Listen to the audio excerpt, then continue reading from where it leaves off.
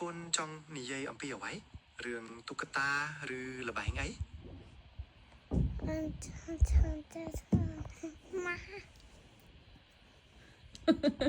កូនអៀនណែកូននឹងខ្លាំងខ្លាយដែរមិនមនុស្សមែនទេណាប៉ាន់ខ្មាស់មួយពូ AI ហើយកាត់មិនចុះអ៊ីលោកមកលេកូននិយាយជាមួយមើលទៅកូនពូក្លាហានណាចុះកូនចង់លេងល្បែងអីដែរឧទាហរណ៍ដូចជាលេងពួនរកគ្នាឬលេងតុក្កតា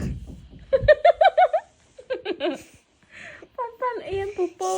ខ្លាយជួមិត្តដ៏ល្អទាល់គ្នារឿងចាប់ត្រឹមតាំងនឹងហើយចូលចិត្តអត់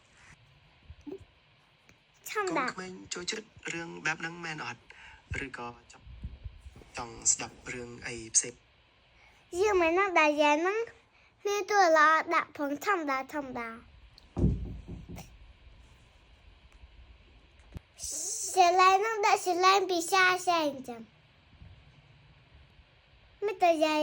ដាក់ពីសាអីសែងចឹងខ្ញុំតោះប្រសិនបើសំឡេងរបស់ខ្ញុំមិនច្បាស់តើមានបញ្ហាអ្វីត្រង់ណាទៀតទេខ្ញុំព្យាយាមកែតម្រូវយើងមិននឹងដាក់ពីសាសែងដាក់យកតែតងថាចម្លាក់មកពីយាយដូចពីសាអីសែងបែក